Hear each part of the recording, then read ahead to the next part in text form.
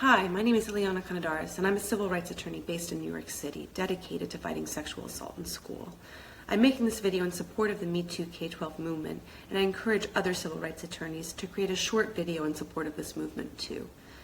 Today, I would like to take a minute to talk about retaliation. It's an issue that comes up repeatedly in my practice. Students and their families often come to me after they've already experienced some form of retaliation. The most important thing to take away from this video is that I encourage anybody who has experienced sexual assault in school to seek help from an attorney or a public interest organization dedicated to this issue as soon as possible. It's often the best way to prevent retaliation. What does retaliation look like? How do we address it, and how do we prevent it?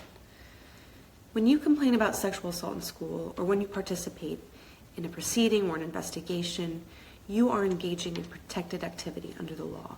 That means that you cannot be punished for coming forward to complain about your assault. Retaliation has many faces, and it can be difficult to recognize them. It may mean that your school suspends you, pulls you out of classes, or takes other adverse actions against you, or that your school blames you or asks you accusatory questions during the course of its investigation. It may also mean that the school permits or sanctions continued harassment from the perpetrator or the perpetrator's friends. There are many examples of what retaliation may look like. Each case is very different. So how do you address it? Ask your school how to report instances of retaliation. Document each and every instance. Ideally, you would provide a written complaint to your school after each instance of retaliation. But I recognize that this might be easier said than done, especially if you feel that each complaint you make is being met with hostility or is causing further retaliation. In these instances especially, I encourage you to speak with an attorney. To prevent retaliation, when you initially report your assault, you might want to remind school officials that you understand you are engaging in protected activity.